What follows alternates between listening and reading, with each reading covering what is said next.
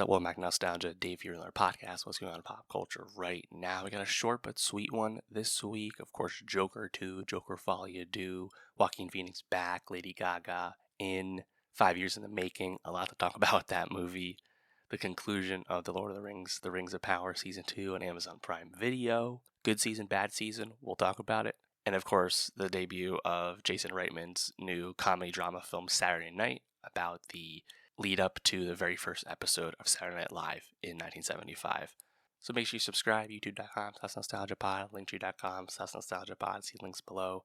Get the best of 2024 Spotify playlist link below. Let me know it's good, and let's get into it. What's up, welcome back to Nostalgia. Dave here with a review of The Lord of the Rings, The Rings of Power, Season 2, out in full now on Amazon Prime Video. As well documented at this point, The Rings of Power has not been as much of a blockbuster, as big of a success as Amazon would have wanted, given how much they spent on the production of this movie, and of course how much they spent before that just to secure the rights to this piece of Tolkien's, Middle-earth storytelling, the Second Age era of The Lord of the Rings. Leaving all that aside, which is pretty well trod ground at this point, and we'll see what happens if the show gets renewed for Season 3. That's not official yet, but I expect it to happen. Was Season 2 a improvement on Season 1? In a lot of ways, I think The Rings of Power Season 2 is an improvement on Season 1, and that's namely because it's leaning into the show it always wanted to be. Gone are the questions if Charlie Vickers' character is Sauron. Not only is he definitely Sauron, but now he is the star of the show. The Sauron plot regarding the creation of the Rings of Power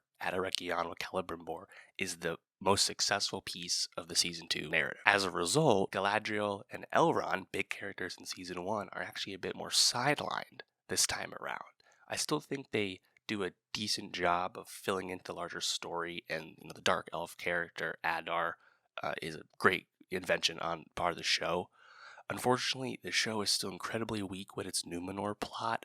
I have very little investment in that beyond being like, oh, Elendil and Isildur are important. I know what they're gonna do, but there's nothing else beyond the surface for me with that. I'm just really dreading whenever those scenes come up. Season 2 also leaned heavy into nostalgia and fan service, which is a bit disappointing because the fanboys are already paying attention to the show, and that's not compelling to more normie viewers. Is it cool to see Durin's Bane actually kill King Durin? Of course. Elendil getting the sword Narsil. Gandalf, now confirmed, getting his staff, meeting Tom Bombadil, definitely talking to Sauron. Yes, it's all great. I would like more story depth beyond the just procession we're on to the last alliance of elves and men at the conclusion of the Second Age. Like, we know the key beats of the plot, so I just need more added on to that to be more invested in the overall story. Like I said, I think there's still an improvement on this just because the dynamic between Sauron and Celebrimbor, and Sauron, being in his Anatar form and being the true deceiver, something that we've read on the page, but actually seeing it in the flesh, and the illusions and the great power he's able to wield, and manipulating Celebrimbor and the other elves of Eregion into creating the Rings of Power. Namely, the Elven rings were already created, as we've seen, but now the 9, of course, the rings for men that we know will eventually become the Nazgul. Cool to see that again as a fan. And I think, of course, remains true that the production design, the visual effects on this show are tremendous. I think everything out of Eregion, especially once the orcs attack, the fall of Eregion, looked tremendous. Great battle scenes, honestly, especially for TV, looked great.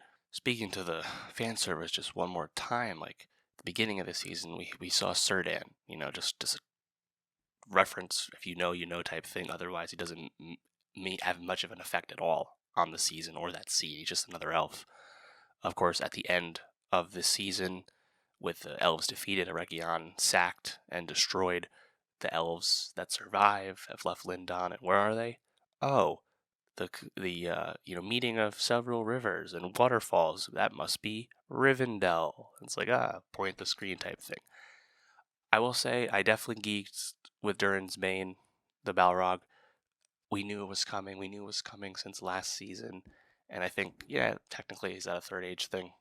Sure, I think having that in this season is totally fun and compelling, especially because I think they kind of left it open-ended where, like, King Durin, our King Durin, of course there's many Durins, our King Durin in the show has died, after digging too deep, famously. But it seems like it's caved in, so the Balrog's not just going to immediately wreak havoc on Khazad-dûm. So the succession plan and the squabbling that's to come now for the title of the new King Durin, and young Durin that we've come to know, and is going to be challenged. I'm actually pretty intrigued by that. As I've said, the Numenor stuff is incredibly weak, and yes, like seeing the bad guys in Numenor fight against the good guys, the believers. It's like, yeah, like I get it. These are all really familiar beats and whatnot. I would just love to skip ahead to the actual fall of Numenor. That's like the only thing I really care about. It's like seeing Isildur go back to Numenor. I'm like, no, don't go back. I want you in Middle Earth. I want to see Gondor founded already. Let's get it, move on. Tom Bombadil, obviously fun to see him on screen. Of course, infamously cut from the Fellowship of the Ring. He's a character that was cut, for good reason in the films. It was not really necessary at all. And in the show, in season 2 of The Rings of Power, he's again pretty ciphery, viewing Tom Bombadil's stuff. Doesn't add a whole lot, but it's again kind of fan servicey. The Stranger is, of course, officially confirmed as Gandalf, getting the origin of the name a la Han Solo and Solo. Amusing, I guess. I actually loved his confrontation in the finale with the Dark Wizard, who almost assuredly is Saruman. I was really kind of leaning into thinking that they were going to do the Blue Wizards with this series, just because they're undefined and thus open to interpretation. That is not the case. It's clearly Gandalf and Saruman, and I would not be shocked if we see Radagast in future seasons. The Saruman actor, I thought, did a really good job. Honestly, like I thought he was commanding the deceptive nature and the two-faced status of Saruman, of course, that we know well. We don't get a lot of Harfoots apart from Nori and her friend, and then, of course they meet this other community of halflings, and yeah, I think that stuff is still pretty lackluster, and it's disappointing because, of course, the hobbits are an essential piece of, Lord of the Rings storytelling. You need that aspect. It can't just be the super mythical stuff. So I guess their proximity to Gandalf is helpful, so we'll see what happens, but I like that stuff more than the Numenor stuff, but I certainly love it less than the Elven and Dwarf stuff. And yeah, I mean, I think at this point, with Eregion sacked, which was a key plot point to get to in this season, now Sauron has his army of orcs, right? Mordor is unified, you could say, and I think we're truly now in the key aspect of what a lot of people theorize this show could be in the Second Age, where now we're in the warring times, the Sauron power times before he gets defeated, of course, in the famous prologue scene in the beginning of Fellowship of the Ring, the movie. So now we're going to lead up to making the alliance with the men. Overall, though, I did enjoy my time with this season, and I think, again, the star of the show was Sauron. Charlie Vickers is really tremendous in the role, and he has just a great screen presence, and is a great actor because he plays different versions of the character across the 2 seasons. So I'm hoping the show continues. Again, it's not to the quality of Game of Thrones and House of the Dragon. It's not that. But I still think for making a Lord of the Rings TV show, it looks tremendous, and I would love more, advanced, less fan servicey screenplays and writing. But maybe I'm really couching it, but I'm pretty decently satisfied with how this show is going. So I'm hoping it continues. But let me know, what did you think of The Rings of Power Season 2? What was your favorite aspect of it? What are you most looking forward to seeing in Season 3? Let me know. And for more TV reviews, subscribe. And I'll see you next time. What's up, Welcome back to Nostalgia. Dave here with a review of Joker, Folie, Deux, the follow-up to 2019's Joker from Todd Phillips, once again starring Joaquin Phoenix as Arthur Fleck, aka the Joker. Joker 2, notably adding Harley Quinn, played by Lady Gaga. Joker 1 feels like so long ago, but lest we forget that movie was a massive success, not just commercially where it grossed over $1 billion and was the highest grossing R-rated movie of all time until Deadpool and Wolverine came out this year. That film also had a ton of Oscar nominations, including Best Picture. Joaquin won for Best Actor. The film also won Best Original Score.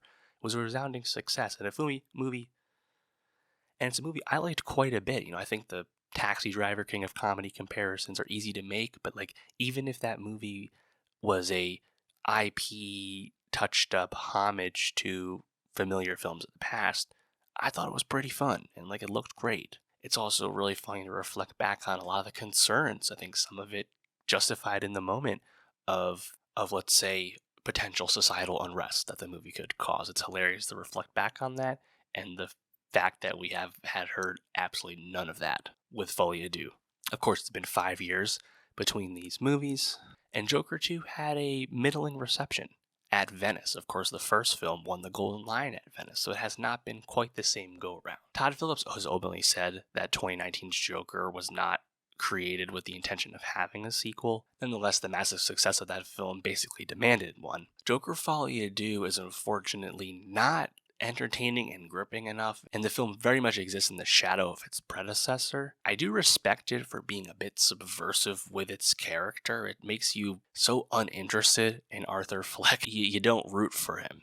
And yet, Folie Deux is just pretty dull as a movie. I think the musical elements, while an interesting idea, none of the scenes stand out, and the songs are pretty unforgettable. You're wasting Lady Gaga, who I actually think is quite strong as Harley Quinn when she's given something to do, but she's largely sidelined in this movie.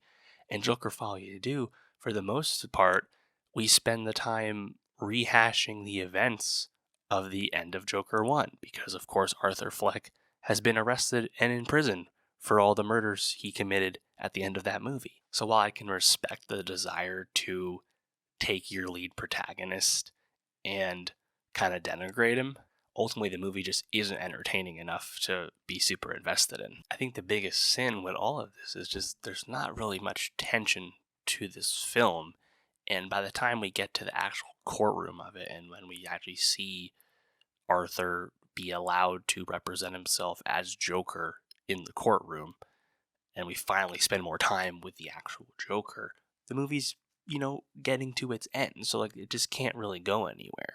I think the single best scene in the courtroom is when we see, returning from the first film, Mr. Puddles, the short man who Arthur used to work with, and you see how deeply disturbed and saddened he is by what's happened and how clearly distraught he has become because Arthur had actually been the one person who was nice to him at work. That I actually thought was really moving.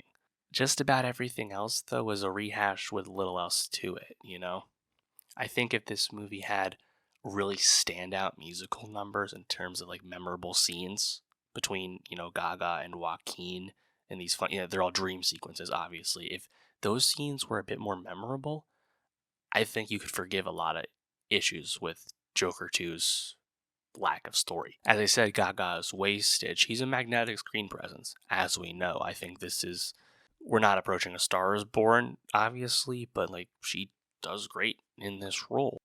Always nice to spend time with Brendan Gleeson as one of the prison guards who's usually responsible for Arthur. He's the one who signs him up for this music experience time in one of the lower security wings of Arkham Asylum, and that's how, of course, Harley and Fleck meet. Gleason, always a nice presence to be with. I think Arthur's relationship with the guards is, solid, I guess you could say. What's up, well, Mac Nostalgia? Dave here with a review of Saturday Night, the new comedy drama film from Jason Reitman about the 90 minutes to air of the first episode of Saturday Night Live in 1975. This is, of course, Jason Reitman's first film since he got involved with the recent Ghostbusters reboots. And of course, Reitman is a filmmaker who has been up and down, to say the least. Great successes such as Juno, less successful films as well.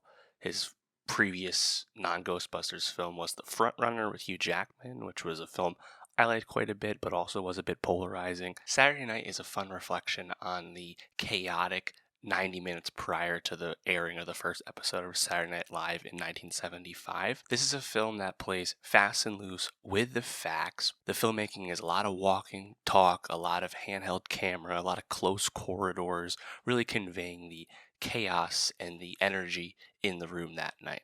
Saturday Night is filled with tons of familiar young actors: Gabriel LaBelle, Rachel Sennett, Lamorne Morris, Corey Michael Smith, Dylan O'Brien, and they're playing lots of familiar faces from the 70s era comedy scene. And yet, because the film is so expansive, we don't have a lot of time to spend with any one character apart from LaBelle's Lorne Michaels. We're very much on the surface in the larger ensemble piece. The film definitely plays fast and loose with the facts, ratcheting up tension, conveniences, contrivances to be expected. I'm not someone with a strong knowledge of the beginning of SNL, so none of the glaring inaccuracies that some really stood out to me. Ultimately, I find the film quite successful because it's able to hold and maintain tension for something that ultimately will become a great success. I would have loved to spend more time with the actual comedy, because when you do get bits of it, Corey Michael Smith's Chevy Chase, Dylan O'Brien's Dan Aykroyd, it's hilarious. But it's only in fits and starts because the movie has a lot to accomplish. We spend the most time with Gabriel LaBelle's Lorne Michaels, and I think LaBelle does a great job, of course, breaking out a few years ago with The Fablemans. LaBelle in real life is actually a good bit younger than Michaels was at the time of the first season of SNL, but leaving that aside, I think he does a good job of communicating like fledgling confidence and ability to kind of people manage and keep things on the track just barely. Rachel Sennett as his somewhat sort of wife, but not really, Rosie Schuster, is also tremendous in the film. And their, strained dynamic of they're married but they're not really together type thing is one of the few pieces of like character depth you get in the movie. Corey Michael Smith, to my credit, is doing a fantastic impression of Chevy Chase, really effective. I would love more of him. Similarly, Dylan O'Brien as Dan Aykroyd, Lamorne Morris as Garrett Morris, Nick Braun as Andy Kaufman and Jim Henson. Like, you only get just a little bit of them, but they have their moments in the film that like kind of jump out and come together. Finn Wolfhard has a small role. Cooper Hoffman, honestly, is excellent as Dick Ebersol, and Ebersol attempts to wrangle and control Lorne Michaels and the cast of this and the production of this movie for everyone's benefit is a key piece of conflict in the film. And I gotta say, Cooper Hoffman looks more and more like his father since a few years past Licorice Pizza, and he's great in the movie. He has small parts. Matthew Rhys as George Carlin, small but effective. J.K. Simmons as Milton Berle, Kaya Gerber as Chevy Chase's fiance at the time, John Batiste as Billy Preston. But I think the other most notable character has to be Willem Dafoe as David Tebbutt, who was the head of talent at NBC at the time. And this will probably rub some people the wrong way who know these things. Again, I didn't know this while doing the research, but Tebbutt was actually a big champion of SNL and was involved with the production in the lead up to the first episode. But in the movie, Dafoe's Tebbutt is positioned as a large skeptic of the show, and his desire to let them fail and move on. And this is being done as a negotiating ploy with Johnny Carson in terms of when they run his reruns on NBC and whatnot. That being said, I don't mind the fast and loose stuff. I don't mind the contrivances. Watching the movie and seeing how many times Lorne Michaels goes up and down floors and leaves the building in the 90 minutes before the first episode, it's like it kind of strains credulity, strains belief. Finding one of his ace writers outside in a bar, John Belushi, also, of course, a key member of the cast at that time, and he's a key member of the movie, played by Matt Wood, and yet you don't really get like the physical comedy of Belushi all that much in this movie. It's more about the desire to manage his ego and his presence and his already simmering conflict with Chevy Chase. So I feel like this is a movie that, if you have deep knowledge of the time, you'll probably recognize references and future developments, but also will probably be more critical of things that you understand are inaccurate. So I don't know. It's a tough spot in terms of like the true audience for this movie, but I really had a great time with it. I think it's really well done, and the filmmaking definitely helps kind of liven it up with all the handheld camera, and I believe it's 16 millimeter. Like, it looks great. Definitely production design, costume, hair. Like, it definitely looks like the 70s as well. But yeah, let me know, what did you think of Saturday Night? Did you find the film fun and effective like me? Were you a bit disappointed by the lack of overall depth with the characters in the movie, let me know. And for more movie reviews, subscribe, and I'll see you next time. Alright, that's going to do it for the pod this week. Next week, I don't have a pod. I am traveling, big trip, so we're going to be off for a week. But when I return, there will be a ton to get to because, of course, lots of stuff comes out whenever I go away. We'll talk about the conclusion of Pachinko Season 2 on Apple, the debut of What We Do in the Shadows for its final season, Donald Trump, Sebastian Stan movie, The Apprentice, a lot to talk about there. And then just a ton of music. We have albums from Joe Jonas, Shawn Mendes, and then a lot of important K-pop that I can't wait to get into. aespa, ITZY, Illit, and Kiss of Life. And I'm sure more stuff will come out because of course it will. So make sure you subscribe, youtube.com/nostalgiapod, linktree.com/nostalgiapod, see links below. Get the best of 2024 Spotify playlist link below. Let me know it's good, and I'll see you in 2 weeks.